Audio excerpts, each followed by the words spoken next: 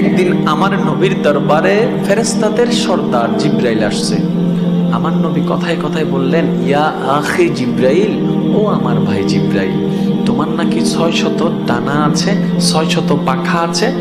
ইয়া রাসূলুল্লাহ, আল্লাহ তোমাকে 600 পাখা দিয়েছেন, তো তুমি কয়টা ব্যবহার করো? বেশি লাগে না, আসমান জমিন ডিউটি করতে একটা হইলে যথেষ্ট।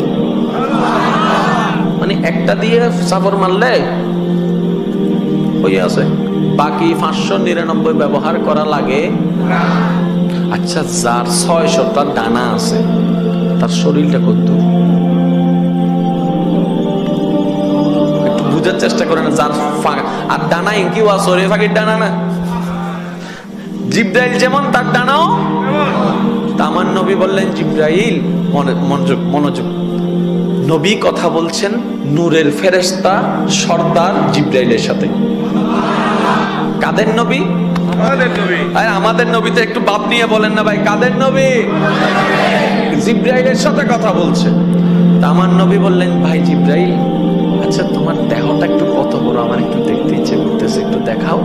তখন জিব্রাইল বললেন, ইয়া রাসূলুল্লাহ, আমাকে ক্ষমা করবেন, আল্লাহ আমাকে যে বডিটা দান করেছে ওই বডির রূপটা নেওয়া যদি নিতে যাই পৃথিবী ছোট হয়ে যাবে, পৃথিবী ছোট হয়ে যাবে।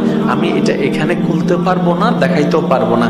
এটা যদি আপনি দেখতে চান আপনাকে আমার বাড়িতে যেতে হবে, মানে সিদরাতুল মুনতাহায় যদি যান তখন আমি আমার আসল রূপটা দেখাতে পারবো। এবার তো কথা শেষ। আল্লাহর হুকুম হলো, নবীর মেরাজের টাইম আসলো। ওরা আশেকরা আশেকের মতো করে বলেন না সুবহানাল্লাহ।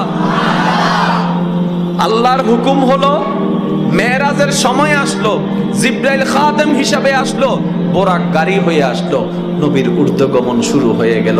যেতে যেতে সিদরাতুল মুনতাহার ঘটনা আপনারা সবাই জানেন। জিব্রাইল গিয়ে থমকে গেল, ইয়া রাসূলুল্লাহ, আমার আর কোনো পারমিশন নাই যাওয়ার, আপনি যান। আমার নবী বললেন, জিব্রাইল, আমি একটা কথা বলছিলাম যে তুমি বলছিলে যে তোমার বাড়িতে আসলে দেখাবা, একটু দেখাও তো তোমার শরীরটা। বলার সাথে সাথে আসল রূপে চলে আসলো, আসল রূপে চলে আসলো, আসল রূপে চলে। আর একটু জোরে বলেন না রে ভাই। আসল রূপে চলে আসলো।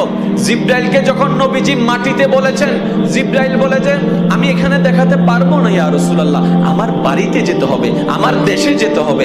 এবার জিব্রাইল বলে, ইয়া রাসূলুল্লাহ, আমি যেরকম ডুপ্লিকেট সুরত নিয়ে গেছি, আপনিও তো আপনার আসল রূপটা একটু দেখান না, আপনার আসল রূপটা। জিব্রাইল বলতেছে এখন আমাদের নবীকে, ইয়া রাসূলুল্লাহ, আপনি এবার আপনার আসল রূপটা দেখান।